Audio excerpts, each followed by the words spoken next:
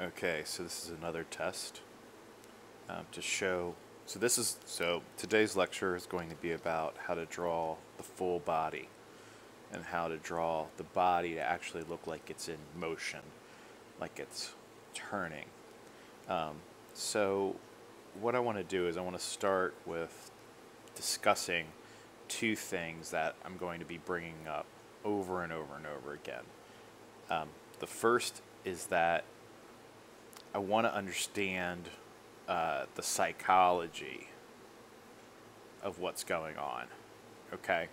And what I mean by psychology is that there's going to be certain things that I'm going to do when I'm drawing to reinforce a feeling inside of me. An example of this is that a thicker line is going to feel like weight is on it. So when I start drawing a thicker line, I'm going to do it with the idea that I want to convey to the person that that thicker line has weight on it. It's a psychological construct.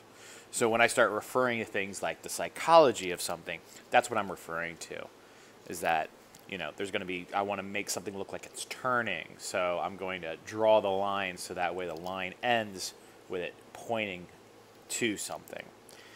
The second thing is that I want to also reinforce the shapes that we're going to be using.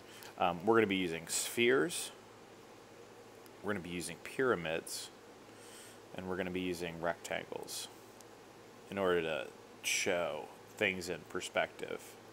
And the body is mainly, we can use these shapes to really draw anything inside the body.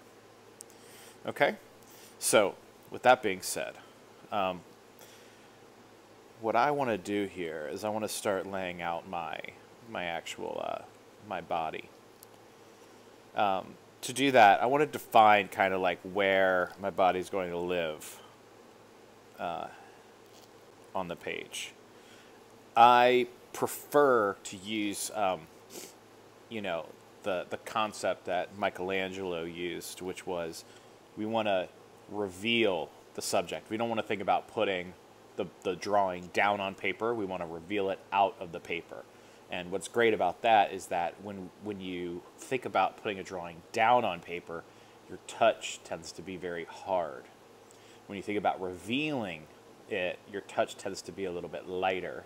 So that way you can actually work on building a body, building a drawing. And that's what we're going to do here is we're going to construct a drawing. So I define where I want my drawing to kind of be, and then I'm going to draw just a rough idea of how I want my line to look. Now you're going to see here I already have like a sketch below it. Maybe you can kind of see like the ghosted kind of drawing, and I do that mainly just for performance sake. It's a little bit easier for me to go through things, but this is how I would just construct something anyway. I would draw the line. If I was looking at a model, I would then take that, what I see, and I would follow that line, and then I would start constructing around that line. This line is not the spine. We'll talk about the spine in a little bit. This is actually just like the center line that I can see on the model or on my subject. The next step that I want to do is I want to define the cranium. What's great about the cranium is that the cranium is a great tool to measure something. You're going to see I'm going to take the cranium here and I'm going to pull off to the side some measurements. The cranium is the same area. It's the same shape and space, whether or not it's in perspective or not in perspective. And what I mean is that if I have a head, right? A lot of people draw a head like this. I used to draw a head like this. And you have the head, you have the eyes with the nose, right? The cranium is here. Now, what's great about drawing the head like this, and then people would measure the head. They would say, all right, the head, the body is 8 heads tall. The problem with this is that if I was to draw a head now in perspective, where the jaw is up here, the eyes are up here, ears are here, and then here's the neck. Not the greatest drawing in the world, but you're going to see here that the head is actually much smaller now, so your measurements are going to get screwed up. However, if I was to draw the cranium, you'll see the cranium is roughly the same size.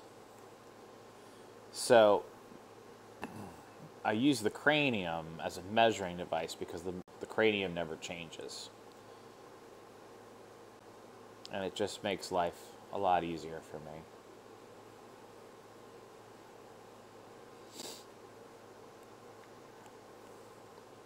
So I have my cranium here, and I have my line. I can reinforce my line. Right, it's going to end about here. And also, I want to remember my body is turning, right? So I can even adjust this kind of foot area a little bit, just so that way I can immediately start getting that feeling of the body turning in space. All right, so I have my cranium. I have my measurements. Okay, my measurements are very important because I know where the parts of the body are going to start falling based on this measurement. I know that 2 craniums will give me the side of the face, and I know that 3 craniums, right, are going to give me down to the chin. Different people, you can make it a little bit longer. You can do whatever you want. The ear is going to fall in the middle here. Okay. I know that my shoulders are going to fall inside of the 2nd cranium. So I can go to 2, right? And I can just draw a dot, and I can construct where my shoulders are going to fall. Okay. I can also draw a line at 3, between 3 and 4 is where the rib cage is going to fall.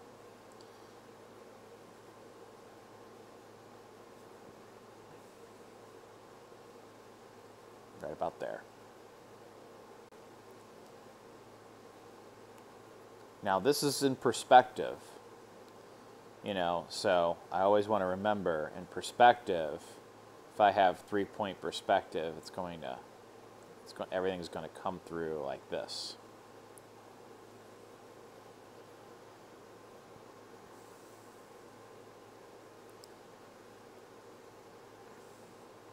And I want to remember that.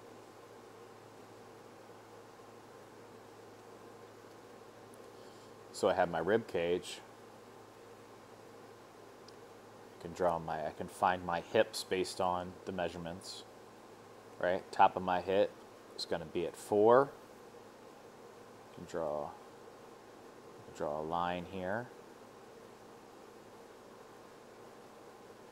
I want to see the bottom of my hips. I can follow my perspective. Draw where the bottom of my hips are going to be. I can follow perspective and do the same thing in regards to my rib cage.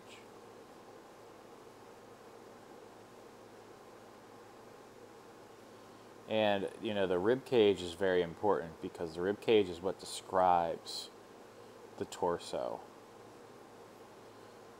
A lot of people will pull this off to the side here.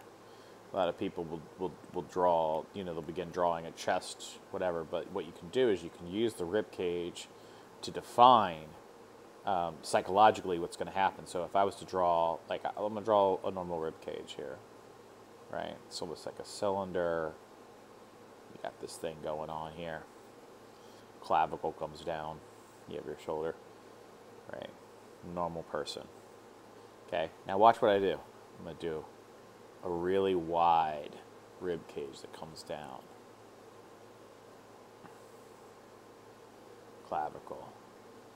big delts. Right. Abs. Little hips. Dude starts looking jacked. Right? So notice that immediately that starts looking like a superhero or something like that. Because psychologically, right, back to what we were talking about, psychologically, this is what we think that looks like. Right? So you can do a lot just by altering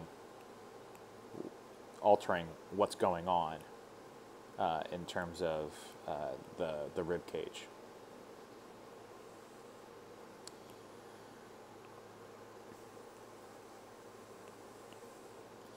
So here, right, I have my measurements. I have my, you know what? I'm gonna look at the. I think we should look at the bottom. See the bottom of the rib cage.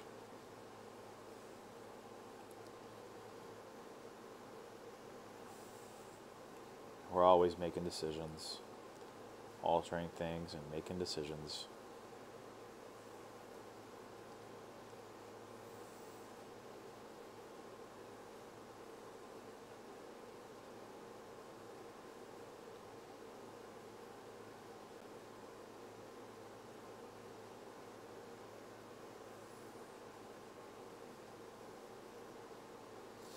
Right.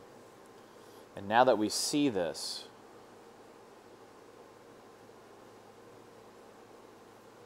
we know where other parts are going to fall.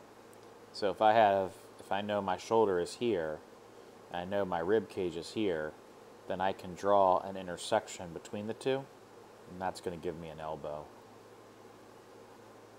Same thing here on the other side.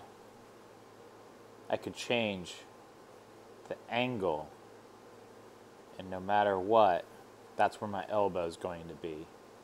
The elbow is always connected to the bottom rib. It really depends where your arm is in perspective, because if your arm is coming all the way out here, then probably the arm is going to be a little bit foreshortened. The same thing is said about the wrist. The wrist is going to be at the back edge of your hip. So you can draw that line. So see how let me show you a little clearer here. If my shoulder is here and I draw the line all the way over here, right, for the arm, then I can follow this back part of the hip, and that will tell me where the wrist is.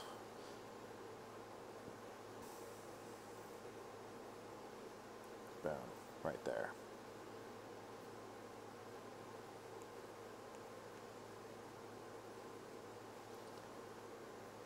We can do the same thing with the legs. We can like draw our legs. Our leg is about, I want to say it's 2 craniums long. We have a knee down here. I can connect the back of the hip, my ankle,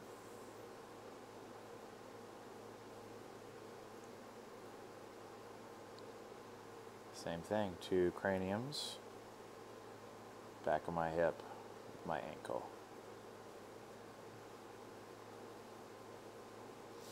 And something I work on is I'm always have to remind myself that feet are not ankles.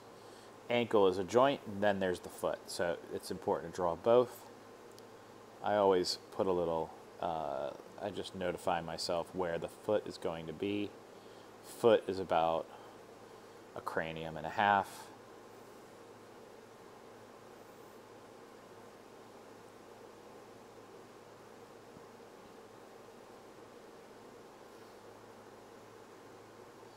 And I'm going to make a little note here about how I want to focus my drawing, because this is going to be where a lot of weight is. And it's also going to look like this knee is turning into space. So now I got my sweet stick figure. Have a little coffee here. I have my sweet stick figure. Now I can start like building the form. I'm going to go ahead. I'm just going to turn this down, opacity down a little bit. And I'm going to start building the form. The first thing is I want to make sure like my perspective is straight on my head. So I'm going to go ahead. I'm going to give myself a little box here. Right. Just so I know where things begin falling in space.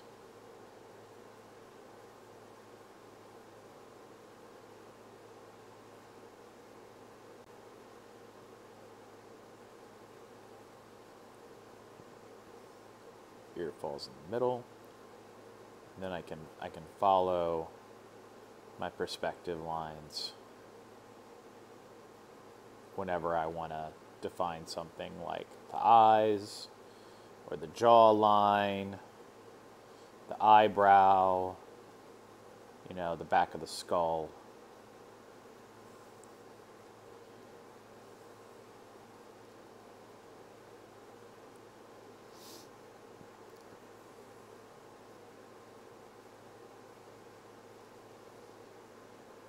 So you can already see psychologically, I'm starting to communicate where things are, and you're going to be able to see a face. You know, evolutionarily, we're trained to see faces in things so we can recognize each other. We're also trained to see if something is a predator or not. So we can take that insight and use that. So I have my box here, and you can see where we lay out the eyes. We can see where we lay out the nose, the lips, the chin. Okay. I always want to draw the underside of my chin. A lot of people leave this off, but the chin is made up of a few different pieces. I'm just going to make a little notation there because the underside of the chin is going to be darker. And then we're going to have this muscle here, and because they're turning, I want to reinforce it. It's called I want to say it's called a mastoid muscle. It connects to the clavicle, and it turns your head.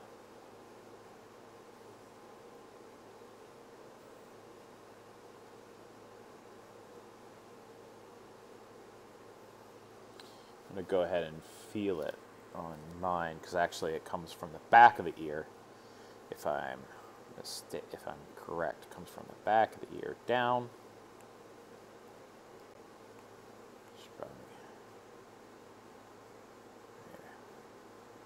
And into the clavicle.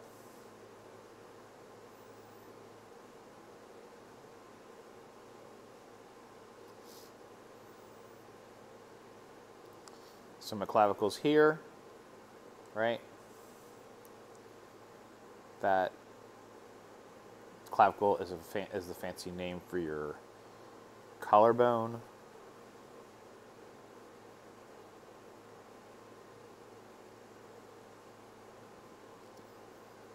And then you from this muscle, you can also draw, I want to say it's called the lubrium, lunibrium. Maybe it's the lunibrium.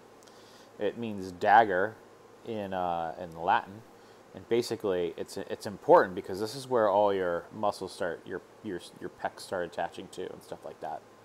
So I always draw that because it gives me a great indication of what's going on. But you'll see here as I'm drawing, as I'm like laying out the shoulders and the trapezius and all that kind of stuff, is that I'm laying them out as forms. You know, what I'm not doing is I'm not like, you know, coming in and laying them out, you know, like that.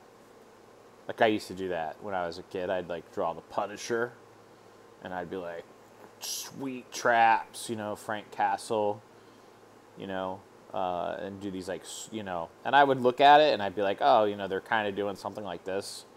You know, I was in high school and I would just do like these like massive delts. But but that's not really how that stuff works. And even if we were to beef this dude up, it wouldn't work that way. The traps are actually fairly narrow. What actually gives them the width is the way that they connected to the delt.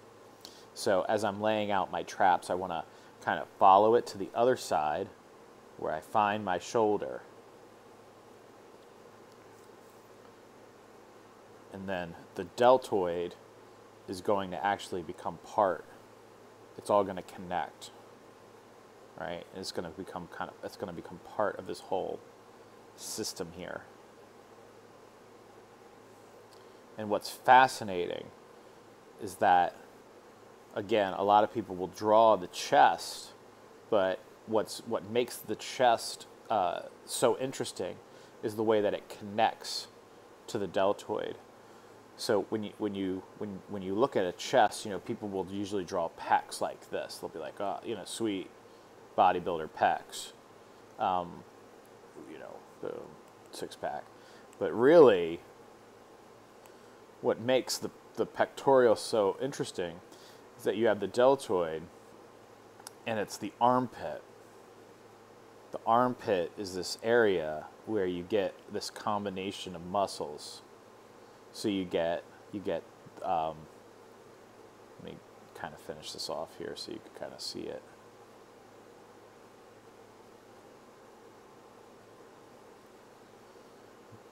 But the armpit here, you get the lat, you get the delt, you get the bicep, you get the back of the tricep, and you get the pec. And that all comes from that little crossroads right there. So how you define this crossroad is how the rest of the body is going to be defined. So when I'm laying out the body, I want to be mindful. I want to show how the trapezius goes into the delt, and I want to see how the delt connects to the pec. And then the pectoral muscle is going to connect to the lubribrium. And depending on what we see is like, this is where you see the bottom part of your pec. And all this soft tissue is what the soft tissue that connects the muscles together, the sinew, is what you start to see over when the skin gets wrapped over. Right. So you can see how important that is. I can have my tricep. I can lay out my bicep. And then that's going to come into my forearm. Forearm is very interesting because the forearm is a sphere, and then the forearm turns into a rectangle where the wrist is. It's also one of the reasons, that structure is one of the reasons why people break their wrist a lot, is that you go from a very thick to a very thin, and structurally that creates a weak point. So again, if intelligent design exists, it's not a very intelligent design. However, again, if you wanted to show something that looked like it wasn't evolved, you would make the arms and the wrists the exact same distance. And that's how, if you look at like Donkey Kong or something like that, they always use that trope to psychologically communicate with you. As we're drawing the arm, we want to remember, we have a bicep here, right? And the bicep is two heads, right? You have one head and another. If you look at the front, the front has a form, a three-dimensional form. And then what you start getting is that the elbow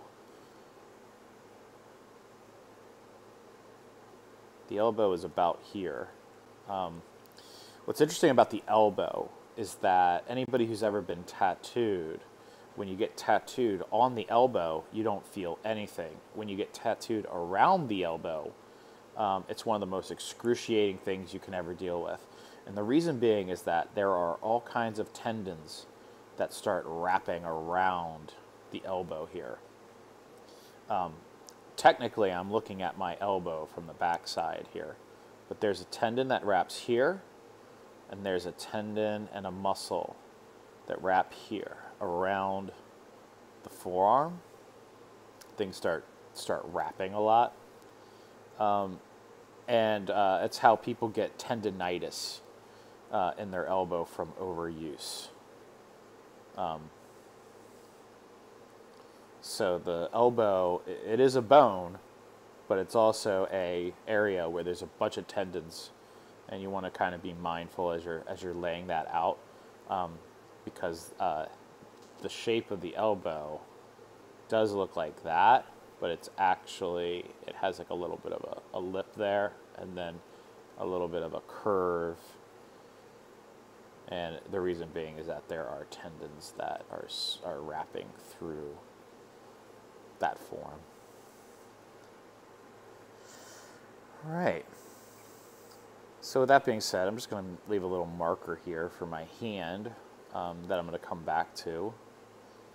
And the reason being is that I'm not staying away from the hand. I'm going to break all that down if I have time here. But the reason being is I want to make sure that I'm doing everything accurately. So I want to make sure the other arm is also in the right place. And now the other arm is going to be quite a bit longer. So I'm going to see a lot more of my tricep. I'm going to see the long part.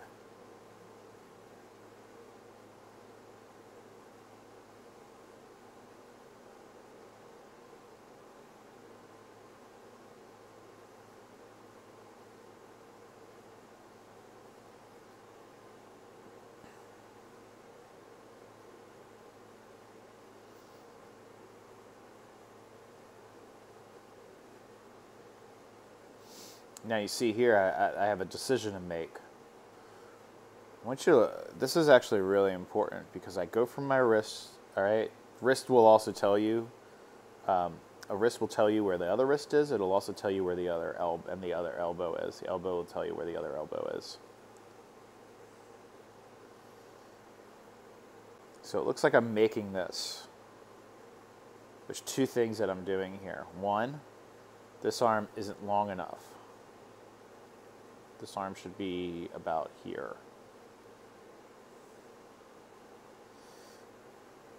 Because when if you look here, like look at my measurements, I went a little too high. So I have to make a decision. I either want to keep my elbow I either want to keep my elbow here, or I want to bring my elbow here.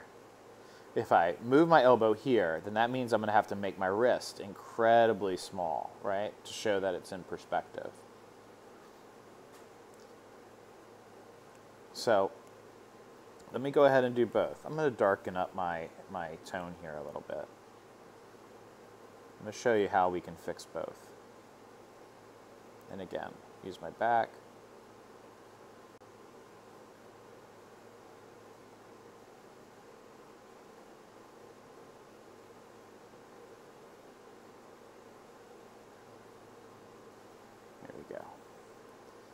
So if I do it in perspective, my arm's going to look like this.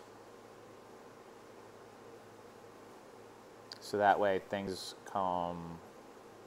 they get smaller and smaller away. My hand will be something like that.